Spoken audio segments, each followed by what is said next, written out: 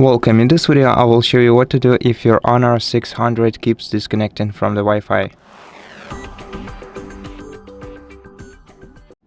To resolve this, let's open Settings, go to Wi-Fi Settings, More, go to Wi-Fi Plus and disable this feature, as this feature is meant to switch between your Wi-Fi and mobile data, and it will disconnect your device from Wi-Fi when it considers mobile data a better choice.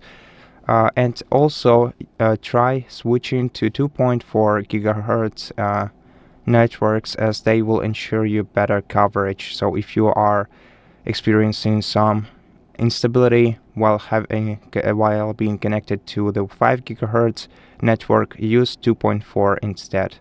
And that's pretty much all the solution. Thank you for watching this video. If it helped you, please consider subscribing to our channel, leave us a like and a comment below, and I'll see you in the next one.